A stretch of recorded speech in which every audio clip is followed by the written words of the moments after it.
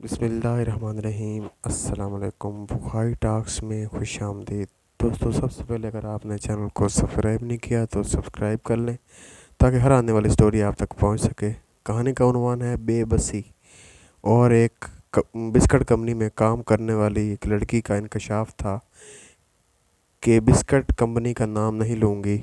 दो बड़ी कंपनियां जिन्होंने पिछले महीने अपनी सालगिरह सेलिब्रेट की, अपनी जीत का जश्न मनाया, उनसे जब पूछा गया कि ये जश्न किस वजह पर रखा गया है तो जवाब दिया कि पिछले 4 महीनों में पाकिस्तान में इतना बिस्किट कभी सेल नहीं हुआ जितना अब हुआ है। रिकॉर्ड सेल हुई हमारी, इसलिए जश्न रखा गया है। ग्राउंड रियलिटी को जानने के लिए जब सर्वे किया गया है, दुकानदारों से बात की गई कि ये हकीकत है, तो तकरीबन का जवाब एक ही था।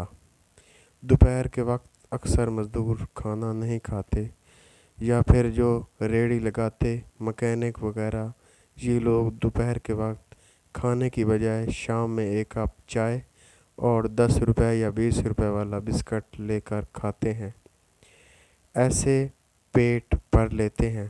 पूछा गया कि फैक्ट्रीज एरियाज़ में तो सस्ते चने के पुलाव, आलू का पुलाव, इस तरह के खाने अवेलेबल होते हैं, फिर ना खाने की वजह क्या है?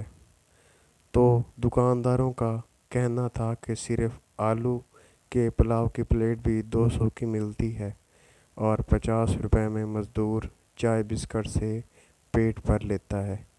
ये बेबसी, सिसकियाँ आहें इन हुक्मरानों के गले का तोक रोज़े महशर ज़रूर बनेंगी, जो भी इस जुल्म में मुलव्वस रहा है।